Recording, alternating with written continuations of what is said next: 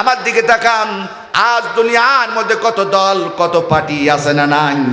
কিন্তু আমার ভাইয়ের, আমার কিয়ামতের ময়দান আল্লাহর কাছে এত দল এত পার্টি থাকবে না। আমার আল্লাহর কাছে দল হবে মাত্র দুইটা। জোরে বলেন কয়টা? একটা দলের নাম হবে হিজবুল্লাহ, আল্লাহর দল, তারা হবে জান্নাতি। আর একটা দলের নাম হবে হিজবুশ শয়তান, শয়তানের দল, তারা হবে জাহান্নামী। তারা হবে কি? জাহান্নামী। আল্লাহ হিজবুল্লাহ আল্লাহর দল যারা হবে, আল্লাহ বলবে তোমাদের জন্য জান্নাত, তোমরা জান্নাতে চলে যাও। হিজবুশ শয়তান, শয়তানের দল যারা হবে, আল্লাহ তাদেরকে ডাক বলে যাও তোমাদের জন্য জাহান্নাম, তোমরা নিকৃষ্ট স্থান জাহান্নামে চলে যাও। এবার দুই দল দুই দিকে চলে যাবে। জান্নাতীরা জান্নাতে চলে যাবে, জাহান্নামের মানুষগুলো চলে যাবে জাহান্নামের মধ্যে। এবার জান্নাতি মানুষগুলো জান্নাতের মধ্যে অগণিত নাজ নিয়ামত খাইবে আর উপভোগ করবে। খাইতে খাইতে কোনো একটা দিন রব্বি কারিমের কাছে দরখাস্ত করে বলবো, গো রব্বুল আলামিন, দুনিয়ার মধ্যে ভালো কাজ করার কারণে তুমি আমাদেরকে জান্নাত দিয়েছো। আজ তোমার কাছে একটিমাত্র ফরিয়াদ, একটিমাত্র চাওয়া, জীবনে একটিবারের জন্য হলো তুমি আমাদেরকে জাহান্নামটা দেখাও। জান্নাতি মানুষগুলো আল্লাহর কাছে যখন এই দরখাস্ত করবে, আল্লাহ পাক রব্বুল আলামিন কোন একটা দিন ডাকতে বলবে, আমার ফার্স্ট ক্লাস নাগরিক, জান্নাতি ফার্স্ট ক্লাস মেহমান, দুনিয়ার মধ্যে ভালো কাজ করার কারণে আমি রব তোদেরকে জান্নাত দিয়েছি। আজ জাহান্নামটা দেখতে চাস, যা, আমি রব তোদেরকে জাহান্নামটা দেখার অনুমতি দিয়ে দিলাম। এবার আল্লাহর অনুমতি প্রাপ্ত হওয়ার পরে জান্নাতি মানুষগুলো জাহান্নামীদের দেখার জন্য রওনা হবে। হাঁটি হাঁটি পা পা করে যখন জাহান্নামের গেটের সামনে যাবে, জাহান্নামের ফেরেশতা জান্নাতি মানুষগুলোকে দেখে এবার তাড়াতাড়ি জাহান্নামের গেটটা খুলে দিবে। এবার জান্নাতি মানুষগুলো তাকিয়ে দেখবে ওই জাহান্নামের মধ্যে অসংখ্য তরুণ আর তরুণী, যুবক আর যুবতী মাথা নিচু করে চোখের পানি ছেড়ে দিয়ে দরদর করে কাঁদছে। জান্নাতি মানুষগুলোকে জিজ্ঞাসা করবে, ও ভাই ও বোন, তোমাদের তো দেখে মনে হয় না তোমাদের শরীরের মধ্যে কোনো রোগ শোক আছে। তোমাদের এত সুন্দর বডি, এত সুন্দর ফিটনেস থাকার পরেও কেন আল্লাহ পাক রব্বুল আলামিন তোমাদেরকে নিকৃষ্ট স্থান জাহান্নামের মধ্যে নিক্ষেপ করেছে?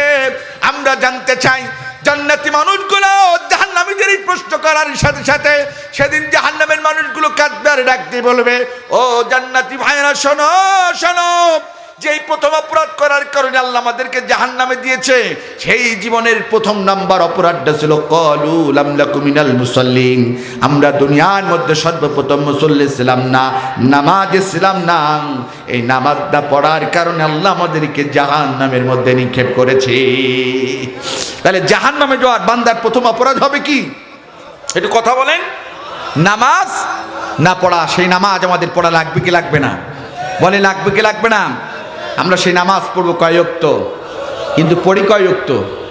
এখন তো নামাজ হয়ে গেছে ডিজিটাল। কিটাল সরকার ডিজিটাল, হুজুর ডিজিটাল, মৌলবীরাও ডিজিটাল, মুসল্লিরাও কি ডিজিটাল। কিটাল ডিজিটাল।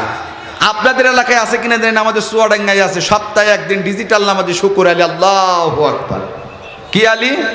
এটা বলেন না কেন? কি আলী? শুকুর আলী। আবার কেউ আছে কদর আলী। কি আলী? সারা বছর নামাজ পড়ে না, হুজুর লাইলাতুল কদর কবে? যদি বলি মৌলবী সাহেব বলে আগামীকালও, দেখা যায় সকালে ফজরের নামাজ না পড়ে আগে যাবে হাটে 10 কেজি গরুর গোস্ত, 5 কেজি গরুর গোস্ত কিনে নিয়ে এসে বউঠারা বলে, রাত আজ এক রাতে আল্লাহ জান্নাত একটু দখল করি আসে। এমন মুসলিম আছে না নাই? এরা কি আলী? একটু বলেন না কেন? কি আলী? কদর আলী। আবার কেউ আছে রমজান আলী। কি আলী? সারা বছর নামাজ নাই, রোজার মাস আসলে প্রথম এক সপ্তাহ মসজিদ গরম, যদি পার্টি বদনা টিউবওয়েল ফ্যান ট্যান ঠিক না থাকে ঝাড়ি আলাদা, দেখা যায় ইমাম মুয়াজ্জিন খাদেম সভাপতি সেক্রেটারি পর্যন্ত 14 গোষ্ঠী বাজায় দেয়। এমন মুসলিম আছে না নাই? এই কথা বলেন, আছে না নাই? আবার কেউ আছে ঈদ আলী। কি আলী? জোরে বলেন। সারা বছর নামাজ নাই, ঈদের দিন আসলে নতুন পাঞ্জাবি পিন্ডারা, সামনের কাতার ব্লক কমিটি যদি টাইমটা আগামীকাল ঈদুল ফিতরের জামাত বাসখালী কেন্দ্রীয় ঈদগাহ ময়দানে 9 ঘটিকায় আরম্ভ হবে, ও বারবার ঘড়ি দেখবে। যদি মৌলবী 2 মিনিট বক্তব্য বেশি দেয়, এরম ঘড়ি দেখায়, হুজুর টাইম হয়ে গেছে। এই কথা বলেন, আছে না নাই? এমন মুসলিম আছে না নাই? এরা কি আলী? এর বলেন না কেন? কি আলী? আবার কেউ আছে সিজন আলী। কি আলী? আপনাদের এলাকা নাই, আমাদের এলাকায় আছে, জীবনেও টুপি পরে না, যেই শোনে আর 1 মাস বাকি আছে ইউনিয়ন নির্বাচন, উপজেলা নির্বাচন, পৌরসভা নির্বাচন, এমপি নির্বাচন, এবার বাজারে দেখা যায় হুজুরদের থেকে বড় টুপি। আছে না নাই? কতক্ষণ? এরা কি আলী? আর বলেন না কেন? কি আলী? মনে হয় যেন এদের দেখে সবে মাত্র জান্নাত থেকে পালায় আসলো। এর মতন আল্লাহওয়ালা তাহাজ্জুদ গুজারি একটাও, জোরে বলেন, একটাও আছে না নাই? এবার সিজনের সময় আসলেই বড় টুপি আর পাঞ্জাবি পরে খালি মোড়ে মোড়ে, টাকা তো বৈধ নাই, অবৈধ টাকা, গুটি বিক্রি করার টাকা, সন্ত্রাসী করার টাকা, চাঁদাবাজি করার টাকা, টেন্ডারবাজি করার টাকা, পরের টাকা মেরে রাস্তায় খালি মোড়ে মোড়ে সাদা পাঞ্জাবি আর টুপি পরে এরকম করে সালাম আলাইকুম, সালাম আলাইকুম, সালামটাও শুদ্ধ করে দেয় না। কথা কান ঠিক না বেটি? হ্যাঁ, এরা কি আলি? এবার দেয় সিজন শেষ, এবার দেখা যায় টুপিও নাই, পাঞ্জাবিও নাই। এবার টুপি আর পাঞ্জাবি খুলে কয় একটা দুটো হুজুরদার সকাল বিকাল নাস্তাকার, হুজুরদের চামড়া তুলে নেব। একটু বলেন না কেন হুজুরদের চামড়া? অথচ কয়েকদিন আগে মনে হলো ওর মতন বড় হুজুর আর মুফতি সাহেব কেউ আর এলাকায় নাই। যেই কাম শেষ, সিজন শেষ, ভোট শেষ, টুপি নাই, পাঞ্জাবি নাই, রাজপথে স্লোগান দেয় একটা দুটো হুজুরদার সকাল বিকাল। বলেন না কেন সকাল বিকাল? আচ্ছা, হুজুর যদি ধৈর্য সব এরকম নাস্তাই করে, তো ও যদি দ্বিতীয় আর একটা বিয়ে করতে চায়, তোর বিয়ে পড়াবে নাকি? হ্যাঁ হ্যাঁ, আচ্ছা বলেন, ওর মার বিয়ে পড়াইছিল কারা? এটা কথা বলেন না কেন? ওর মার বিয়ে পড়াইছে কারা? এই মৌলবী, এই হুজুর। ওর বৈধতা দেওয়ার জন্য ওর বাপ দেখলো আকাম কুকাম করে বেড়াচ্ছে, তাড়াতাড়ি ঠেকায়, সাথে সাথে বৈধতা দেওয়ার জন্য হুজুর ডেকে মৌলবীটিকে বিয়ে পড়ায়। কতক্ষণ ঠিক যাবে? ঠিক। তোমরা যদি এ জাতির শ্রেষ্ঠ সন্তান নায়েবে রাসূলদেরকে যদি ধরে ধরে নাস্তাই করো, তোমরা কি আগামী দিনে জারক সন্তান জন্ম দিতে চাও? কথা বলেন ঠিক না ঠিক? অতএব এই স্লোগান যারা দেয় আমরা তাদেরকে বিরোধিতা করি। এদেশের ইসলামপন্থী মানুষেরা ধর্ম নিয়ে ব্যবসা করে না। যারা ধর্মের লেবাসকে ব্যবহার করেন, এটাকে ব্যবহার করার পরে তাদের মাথায় আর টুপি থাকে না, পাঞ্জাবি থাকে না, তসবি থাকে না। পৃথিবীর মধ্যে সবচেয়ে বড় ধর্ম ব্যবসায়ী হলো এরা। কথা বলেন ঠিক যাবে ঠিক? কিন্তু আজ এ কথা বলা যাবে? জোরে বলেন, যাবে? রাগ করেছেন? কষ্ট পেয়েছেন? এই যে হুজুরগুলো দেখছেন, নির্বাচনের আগেও যেমন, নির্বাচনের পরেও ওদের মধ্যে কোনো দুই নম্বরই। আজ এই সেই জাতির সন্তান, শ্রেষ্ঠ সন্তানগুলো আজ বড় মাজলুম। যারা কখনো নির্বাচনের আগেও টুপি পরে, নির্বাচনের পরেও টুপি পরে, পাঞ্জাবি পরে, আল্লাহ ওয়ালা তাহাজ্জুদ গুজারি মানুষগুলো আজ বড় কষ্টে রয়েছে। গভীর রাত্রে যারা সিজদায় পড়ে যে চোখের পানি ছেড়ে দেশ ও জাতির জন্য যারা কাঁদে, যাদের সকাল ঘুম থেকে সকাল হয় ফজরের নামাজ দিয়ে, যারা দর্শে নিজামে বসে ছাত্রদেরকে পড়ায় ক্বালা রাসূলুল্লাহ সাল্লাল্লাহু আলাইহি ওয়াসাল্লাম, যারা সন্ধ্যাবেলা স্রষ্টার সান্নিধ্যের মধ্য দিয়ে, ইশার নামাজের মধ্য দিয়ে যারা দোয়া দুরূদ পড়েন, যারা দেশ ও জাতির জন্য দোয়া করে, যারা রাতের বেলায় ঘুমাতে যায়, আজকে তারা জাতির শ্রেষ্ঠ সন্তানগুলোকে জঙ্গিবাদ বানায়। আজকে তাদেরকে বলা হয় স্বাধীনতা বিরোধী, তাদেরকে বলা হয় উগ্রবাদ, তাদেরকে বলা হয় দেশদ্রোহী। কথা বলে ঠিক কিনা? অথচ এই মানুষগুলোই আমরা দেখেছি যখন সিলেটের বানভাসী মানুষগুলো খাদ্যের জন্য চিৎকার করে কাঁদছেন, যখন দেখেছি সিলেটের মানুষগুলো বন্যায় কবলিত অবস্থায়, যাদের মাথা গোজার ঠাঁই নাই, আমরা দেখেছি এই মানুষগুলো কোনো সন্ত্রাসী করে নয়, চাঁদাবাজি করে নয়, জাতির শ্রেষ্ঠ সন্তানদের কাছে 10 টাকা 20 টাকা চাঁদা তুলে ওই অসহায় মানুষগুলোর পাশে দাঁড়িয়েছে। কথা বলেন ঠিক কিনা? আর সেই জাতির শ্রেষ্ঠ সন্তানগুলোকে তোমরা জঙ্গিবাদ বানিয়ে এই জাতির খেদমত থেকে দূরে রাখার জন্য দিনের পর দিন, রাতের পর রাত তাদেরকে তোমরা কারারুদ্ধ করে রাখো। কথা বলে ঠিক কিনা? শোনো না মুসলমান, আল্লাহ ছাড় দেয় কিন্তু ছেড়ে দেয়। বলেন না কেন? আল্লাহ ছাড় দেয় কিন্তু ছেড়ে দেয় না। ইনশাল্লাহ সেই দিন সামনে। বলেন না কেন? হতাশার কোনো কারণ নেই। ফেরাউন বহু পদ্দারি করেছে, নমরুদ করেছে, হামান করেছে, ফলাফল লাস্টে জিরো। তাদেরকে বেউজ্জতি লজ্জিত অবস্থায় দুনিয়া থেকে বিদায় নিতে হয়েছে। কথা বলেন ঠিক তবে ঠিক? তাহলে আসুন, আমি ওদিকে যেতে চাই না। তাহলে আমি বলতেছিলাম ইবাদত করতে হবে কার? ওই ইবাদতের মধ্যে আল্লাহ সর্বপ্রথম নামাজের কথা বলেছে। তার কারণ কিয়ামতের ময়দানে আল্লাহ বান্দার সর্বপ্রথম হিসাব নেবে কিসের? আল্লাহ জিজ্ঞাসা করবে ফেরেশতাদেরকে, জান্নাতীরা যখন জিজ্ঞাসা করবো, জান্নাতের জাহান্নামীদেরকে যখন জিজ্ঞাসা করবে, জান্নাতি মানুষগুলো কেন তোমাদেরকে আল্লাহ জাহান্নামে দিয়েছে? তারা বলবে ক্বালু লাম নাকু মিনাল মুসাল্লিন, আমরা দুনিয়ার মধ্যে সর্বপ্রথম কি ছিলাম না? মুসল্লি ছিলাম না, নামাজি ছিলাম না, এই অপরাধে আল্লাহ আমাদেরকে জাহান্নামে দিয়েছে। তাহলে আমাদেরকে সেই জাহান্নামে যাওয়ার আগে নামাজ পড়া যাওয়া লাগবে কি লাগবে না? কয়েক তো আমরা শুকুর আলী হব না, আমরা কদর আলী হব না, আমরা রমজান আলী হব না, আমরা ঈদ আলী হব না, আমরা সিজন আলী হব না, আমরা মুসলমান, আমরা হব দিন আলী। জোরে বলেন কি আলী? আর একটু জোরে বলেন কি আলী? আমরা হব দিন আলী। কি আলী? আরো জোরে, দিন আলী। আল্লাহ তাআলা এই দিন আলীদেরকে কিয়ামতের ময়দানে জান্নাত আল্লাহ তাআলা দান করবে। তাহলে জান্নাতে যেতে হলে আল্লাহর ইবাদত করতে হবে। আর আল্লাহর ইবাদত যতই বা তার মধ্যে প্রথম কাজ হবে নামাজ। এখানে বলা হয়েছে ওয়াকিমুস সালাত। আমার থেকে বড় বড় আলেম শাইখ এখানে বসে আছে। আমাদের দেশের এক শ্রেণীর মানুষ মনে করে নামাজ পড়লে আল্লাহর জান্নাত। জান্নাত এত সোজা নাই।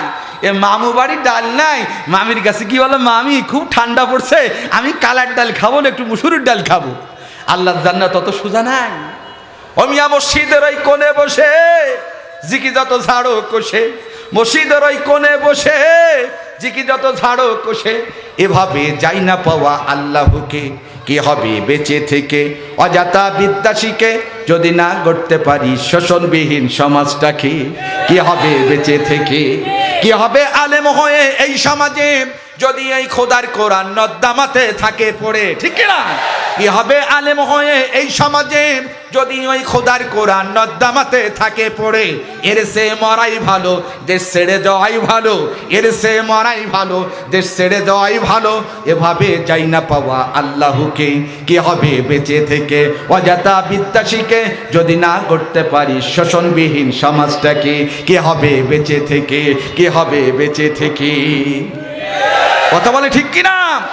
শুধু নামাজ পড়ে যদি 5 ওয়াক্ত নামাজ পড়ে যদি আল্লাহর জান্নাত পাওয়া যেত, আমার নবীকে উহুদের ময়দানে 2টি দান মোবারক শাহাদাত বরণ করতে হতো না। শুধু 5 ওয়াক্ত নামাজ পড়ে যদি আল্লাহর জান্নাত পাওয়া যেত, আবার নবীকে 3.5 বছর শিয়াবে আবু তালিবের মধ্যে কারারুদ্ধ হতো না। শুধু নামাজ পড়ে যদি আল্লাহর জান্নাত পাওয়া যেত, আমার নবীকে মক্কা থেকে লাঞ্ছিত হয়ে মদিনায় যাওয়া লাগতো না। শুধু নামাজ পড়ে যদি আল্লাহর জান্নাত পাওয়া যেত, নবীর সাহাবীদেরকে শাহাদাত বরণ করতে হতো না। শুধু 5 ওয়াক্ত নামাজ পড়ে যদি আল্লাহর জান্নাত পাওয়া যেত, হক বলতে আলেম ওলামাদেরকে শাহাদাত বরণ করতে হতো না। কথা বলে ঠিক কিনা? অতএব শুধু নামাজ পড়লেই হবে না। ওয়াকিমুস সালাহ শব্দের অর্থ হলো নামাজ পড়ে শুধু কপালে ঘাঁটি বানানো নয়। ওয়াকিমুস সালাহ শব্দের অর্থ হলো এই 5 ওয়াক্ত নামাজ পড়া যেমন একজন মুসলমানের জন্য ফরজ, এই 5 ওয়াক্ত নামাজ এই সমাজের রাষ্ট্রের মধ্যে কায়েম করার চিন্তা চেতনাও ফরজ করেছেন কে? জোরে বলেন না কেন? কে? আল্লাহ। তাহলে এই কাজ করে লাগবে কি লাগবে না? আপনাদের কি কষ্ট হচ্ছে? এই কাজ করতে গেলে অনেক গালি শুনতে হবে, হুমকি ধামকি আসবে, তবু এ পথ থেকে পিছু পাও হওয়া যাবে। তাই তো একজন কবি তার গানের ভাষায় বলছে, আসুক না যত বাধা, যত ঝড় সাইক্লোন, রাসূলের পথে মোরা চলবই। এ জীবন বাজি রেখে দিনের নিশান মোরা বাংলার আকাশে ওড়াবই। মোরা কামানের মুখোমুখি দাঁড়িয়ে, মোরা কামানের মুখোমুখি দাঁড়িয়ে আল্লাহু আকবার বলবই। আসুক না যত বাধা, যত ঝড় সাইক্লোন, রাসূলের পথে মোরা চলবই। এ জীবন বাজি রেখে দিনের নিশান মোরা পৃথিবীর আকাশে ওড়াবই। ঠিক না বলেন? আমাদের দেহে বহে জিহাদি রক্ত, প্রাণে প্রাণে বিপ্লবী ঝংকার। তাকবীরে তাকবীরে বাতিলের মাসনাদ, কত ভেঙে করেছি জি চুরমার, কত ভেঙে করেছি জি চুরমার। আসুক না যত বাধা, যত ঝড় সাইক্লোন, রাসূলের পথে মোরা চলবই। এ জীবন বাজি রেখে দিনের নিশান মোরা বাংলার আকাশে ওড়াবই। ঠিক কিনা বলেন? শত বাধা, শত বিপত্তি, শত নির্যাতন, শত নিপীড়ন সব কিছু সহ্য করে এদের যে ইসলামপন্থী মানুষেরা ওয়াতাসিমু বিহাবলিল্লাহি জামিয়া, তারা একতাবদ্ধ আল্লাহর দিকে শক্ত করে ধরে বাংলার ভূখণ্ডে কালেমার পতাকা উত্তীর্ণ করার দীপ্ত শপথ নেবে। কথা বলে ঠিক কিনা? কারা কারা প্রস্তুতি? হাত তুলে আল্লাহকে দেখাও।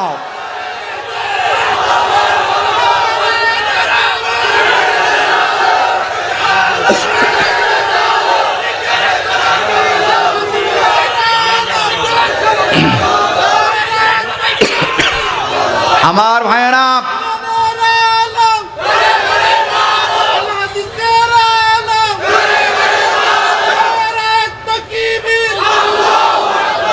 আমার ভাইয়েরা, আপনি কি কষ্ট পেয়েছেন? সরকার মুসলমান এই পৃথিবীতে এই তাকবীরের মধ্য দিয়ে আগামী দিনের বিজয়। আজ Islam is the complete code of life. Islam একটি পূর্ণাঙ্গ জীবন ব্যবস্থার নাম। ইন্না দীনা ইনদাল্লাহিল ইসলাম। সরকার মুসলমান, এই পৃথিবীতে যত ধর্ম আছে সব মানুষের বানানো। একটি ধর্ম হলো আমার রবের পক্ষ থেকে মনোনীত, তার নাম কি? জোরে বলেন, তার নাম কি? সেই ইসলামপন্থী মানুষেরা যদি আরেকটি বার ওই বদ্দিন সাহাবীদের মতন, যাদের দামি অস্ত্র ছিল না, ভালো খাবার ছিল না, মাত্র 313 জন নিরস্ত্র সাহাবীরা যেমন 1000 সুসজ্জিত কাফেরের বিরুদ্ধে বদরের রণাঙ্গনে ইমানের বলিয়ান হওয়ার কারণে আল্লাহ মুসলমানদের বিজয় দিয়েছিল। মুসলমানরা বদরের রণাঙ্গনে কালেমার পতাকা উত্তীর্ণ করার দীপ্ত কাজ করা সহযোগিতা, ইমানের পতাকা, কালেমার পতাকা উত্তীর্ণ করতে পেরেছিল একমাত্র নারায়ে তাকবীরের স্লোগানের মধ্য দিয়ে। কথা বলেন ঠিক কিনা? অতএব এই স্লোগানকে যারা দামিয়ে দিতে চান, আমরা তাদের সাথে বিরোধিতা করব না। আমরা আল্লাহর সাহায্য নিয়ে, আল্লাহর সাহায্যের অপেক্ষায় থেকে ইমানের বলিয়ান হয়ে মাইনারে টিকে থাকবো। কথা বলেন ঠিক কিনা? আল্লাহ আমাদের সাহায্যকারী হলে পৃথিবীর কোন মানুষ আমাদেরকে থামাতে পারবে? আমরা কোনো মানুষকে হত্যা করব না, রাজি আছেন তো? এদেশে জঙ্গি আছে না নাই? যারা নিরপরাধ মানুষের উপরে বোমা নিক্ষেপ করে এরা প্রকৃতপক্ষে জঙ্গি। যারা নিরপরাধ মানুষগুলোকে রাতের আধারে ধরে নিচে হত্যা করে এরা জঙ্গি। কথা বলেন ঠিক কিনা? ইসলামের জঙ্গিবাদের কোনো ঠাঁই? এটা বলেন না কেন ইসলামের জঙ্গিবাদের ঠাঁই? আপনারা দেখেছেন একটা সময় এদেশে সারা দেশে 64টি জেলায় একযোগে আমার বাংলাদেশে বোম ফাটিয়েছিল, ঠিক কিনা? এতে করে মুসলমানদের ভাবমূর্তি ক্ষুণ্ণ হয়েছে, ঠিক না বেঠিক? খবরদার, আমাদেরকে ভুলভাল ভাঙিয়ে যদি কোনো মুসলমানকে হত্যা করার জন্য উদ্বুদ্ধ করে আমরা এই ফাঁদে পা। এই যে আগুন দিয়ে যারা হত্যা করেছেন, যারা গাড়িতে আগুন দিয়েছেন, এই কাজটাও ভালো কাজ করে নাই। আপনি অবরোধ করেন সেটা ঠিক আছে, কিন্তু জানমাল ক্ষতি করে নয়, ঠিক না বেঠিক? মানুষকে হত্যা করে কোনো কাজ করা যাবে? আল্লাহ এটাকে পছন্দ করেন? জোরে বলেন, পছন্দ করেন? আমরা এই কাজগুলো থেকে কি থাকবো বলেন? বিরত থাকবো আমরা শান্তভাবে। হ্যাঁ, ইট আসলে পাটকেল তখন তো দিয়াই। মুসলমানদের উপরে যখন আগে আঘাত এসেছে, ইসলাম কোনো মানুষ বেধর্মীরা দেখাতে পারবে না মুসলমানদের দ্বারা আগে কেউ আক্রান্ত হয়েছে, ঠিক কিনা? যখন কোনো মুসলমান আক্রান্ত হয়েছে, দেয়ালে যখন পিঠ থেকে গেছে, তখন তারা তার একটু প্রতিবাদ করেছে, ঠিক না বেঠিক? ঠিক তদ্রুপ আমাদের দেয়ালে যখন পিঠ থেকে যাবে, তখন তো আর বসে থাকা যাবে? আল্লাহ আমাদের সেটাকে বোঝার তৌফিক দান। সকলে বলেন আমিন। যে কথা বলতেছিলাম, তাহলে মুসলমান যারা হবে সর্বপ্রথম ইবাদত করতে হবে কার? সেই ইবাদতের মধ্যে প্রথম নম্বর ইবাদত হবে কি? সে নামাজ পড়তে হবে কয় ওয়াক্ত? কাকে খুশি করার জন্য? আল্লাহ রাব্বুল আলামিন যে বান্দারে এই পৃথিবীতে একমাত্র আমি রবের জন্য যদি কেউ নামাজ পড়ে, আল্লাহ বলেন ইন্নাস সালাতি ওয়া নুসুকি ওয়া মাহইয়ায়া ওয়া মামাতি লিল্লাহি রাব্বিল আলামিন। নিশ্চয় আমার নামাজ, আমার জীবন, আমার মরণ, আমার কোরবানি সব হতে হবে কার জন্য? আর জোরে বলেন, কার জন্য? আমারই জীবন, আমারই মরণ, আমার বন্দেগি। ইয়া ইলাহি, ইয়া ইলাহি কবুল করো আমারই বন্দেগি। আমারই জীবন, আমারই মরণ, আমার বন্দেগি। আল্লাহু আকবার। আমার জীবন, আমার মরণ সব হবে কার জন্য? আল্লাহর জন্য। যারা নামাজ পড়ে আল্লাহ তাদের জন্য কি ঘোষণা দিচ্ছে দেখেন। আল্লাহ বলছে যারা আমি রবের জন্য নামাজ পড়বে, আমি আল্লাহ পাক রব্বুল আলামিন, আল্লাহ বলছেন ইন্নাস সালাতা তানহা আনিল ফাহশাই ওয়াল মুনকার। যারা আমি আল্লাহর জন্য নামাজ পড়বে, আমি আল্লাহ তাদের যাবতীয় খারাপ কাজ, অশ্লীলতা, বিহায়াপনা থেকে আমি আল্লাহ তাদেরকে হেফাজত করব। এটা বলেন না কেন সুবহানাল্লাহ? কে বলেছেন? জোরে বলেন কে? তাহলে নামাজ পড়তে হবে কাকে খুশি করার জন্য? এর জোরে বলেন কাকে? যারা আল্লাহকে খুশি করার জন্য নামাজ পড়বে, এদের মধ্যে ভয় থাকে সবসময় কার? আল্লাহর। যেই ভয়টি ছিল হযরত ওমরের। কার? এটি ইতিহাস আপনাদেরকে জানাতে চায়। হযরত ওমর ফারুকের নাম শুনেছেন? আজ তো পৃথিবীর অসংখ্য রাষ্ট্রগুলো দেখি এখন এটা নেওয়ার জন্য ব্যস্ত, ঠিক না বেঠিক? ওমরের মতন মানুষ, অর্ধজাহানের প্রেসিডেন্ট ছিলেন, মাইকার ঠিক করেন, অর্ধজাহানের প্রেসিডেন্ট ছিলেন হযরত ওমর, খলিফাতুল মুসলিমিন হযরত ওমর ফারুক রাদিয়াল্লাহু তাআলা। তেনাকে আল্লাহকে কতটা ভয় করতো আমার দিকে তাকান। কোন একদিন ওমরের স্ত্রী তাকে ডাক দিয়ে বলছেন, খলিফাতুল মুসলিমিন, আপনি অর্ধজাহানের প্রেসিডেন্ট, অথচ আপনার বাচ্চারা প্রতিটা ঈদে সেরা কাপড় ঈদগার ময়দানে যায়। আপনার কি এতটুকু মায়া লাগে না, এতটুকু কি স্বাদ জাগে না যে আপনার সন্তানগুলোও নতুন পোশাক পরে ঈদগার ময়দানে যাক? হযরত ওমর ফারুক রাদিয়াল্লাহু তাআলা ডাকতে বলেন, স্ত্রীরা, আমি রাষ্ট্রীয় কোষাগার থেকে যা মাইনে পাই তাই দিয়ে তো আমার সংসার চলে না, কেমন করে আমার সন্তানদেরকে আমি নতুন পোশাক কিনে দেব? আমার তো কোনো সামর্থ্য নাই, যা মাইনে পাই রাষ্ট্রীয় কোষাগার থেকে তাই দিয়ে আমার সংসার চলে না। অর্ধজাহানের প্রেসিডেন্ট হওয়ার পরেও সংসার চলে না। আর আমরা এমন একটা দেশে বাস করি, সামান্য একটা ইউনিয়নের যদি মেম্বার কারো বানানো হয়, দেখা যায় রাতারাতি 5 তলা 10 তলা বাড়ি গাড়ির মালিক হয়ে যায়। ঠিক না বা ঠিক? এই তো কিছুদিন আগে গেল করোনা, কি গেল বলেন? এদেশের সরকার একটু এদেশের মানুষরা বাইরে যেন না বেরোতে পারে, করোনার প্রাদুর্ভাব যেন না ছড়ায় যায়, এর জন্য জনপ্রতিনিধিদেরকে বললেন, তোমরা গ্রামের এই অসহায় মানুষদেরকে একটু চাউল ডাউল তেলগুলো সুষ্ঠুভাবে বন্টন করবা। দেখা গেলো আমার দেশের সোনার কিছু ছেলেরা সেই চাল আর ডাল খাটের তলায় লুকায়। কথা কন্যাকে আসে না নাই? খাটের তলায় লুকায়, তেলগুলো লুকায়, অথচ অসহায় মানুষগুলো খাদ্যের জন্য ছটফট করে। কথা বলে ঠিক কিনা? ও জনগণ, এরপরও আমরা তাদের দিকে বারবার ফিরে যেতে চাই। ঠিক তবে ঠিক? আল্লাহর আদালতে জবাব দিতে হবে, প্রতিবাদ গড়ে তোলো, নইলে ওই কোরআনের পাখির কথাটা আজ বারবার হাড়ে হাড়ে ঠিক পাচ্ছ। আমি দেখতে পাচ্ছি বাংলার আকাশে উত্তল গগনে কালো মেঘ। মনে পড়ে আপনাদের? এর আল্লাহর ওলি আজ তার বাস্তবতার নমুনা হাড়ে হাড়ে মানুষ টের পাচ্ছে। কথা কন ঠিক তবে ঠিক? আমি বিশাল ব্যাখ্যার দিকে যেতে চাই না, এতটুকু বলতে চাই আপনাদেরকে, নামাজ পড়তে হবে কার জন্য? আল্লাহর জন্য নামাজ পড়েছেন খলিফাতুল মুসলিমিন হযরত ওমর ফারুক রাদিয়াল্লাহু তাআলা, যার কারণে তাদের হৃদয়ের মধ্যে 24 ঘন্টা ভয় ছিল কার? স্ত্রীকে ডাকতে বলছি, স্ত্রীরে, আমি যা মাইনে পাই তাই দিয়ে তো আমার বাচ্চা, আমি আমার সংসার চালাতে পারি না, কেমন করে আমার সন্তানদেরকে আমি নতুন কাপড় কিনে দেব? আমার তো কোনো অর্থ জমানো নাই। স্ত্রী ডাকতে বলে, আমিরুল মুমিনিন, আপনি তো প্রতি মাস গেলে একটা স্যালারি পান, মাইনে পান, আমি স্বামী, আমি স্ত্রী হয়ে সন্তানদের পক্ষ থেকে আপনার কাছে একটা দাবি করতেছি। হযরত ওমর বলছে, বলো কি দাবি? বলছে, 1 মাসের অগ্রিম বেতন এবার আপনি নেবেন। 1 মাসের অগ্রিম বেতন নিয়ে আপনার বাচ্চাদেরকে আগামী ঈদে নতুন কাপড় কিনে ঈদগার ময়দানে তাদের মুখে হাসি ফোটাবেন। হযরত ওমর স্ত্রীর কথা শুনে, তৎকালীন যুগে তিনি যিনি অর্থমন্ত্রী, তিনি দায়িত্ব পালন করতেন ওমরের জামানায়, তার নাম ছিল হযরত আবু উবাইদা। হযরত আবু উবাইদার কাছে একটা দেশের প্রাইম মিনিস্টার, অর্ধজাহানের প্রেসিডেন্ট কি সুন্দর ভাষায় পত্র লিখছে দেখেন, আসসালামু আলাইকুম ভাই আবু উবাইদা, আমি ওমর বলতেছি, অর্ধজাহানের প্রেসিডেন্ট, আমার বাচ্চারা প্রতিদিন ছেঁড়া কাপড় ঈদগার ময়দানে যায়, আমি বাবা হয়ে তার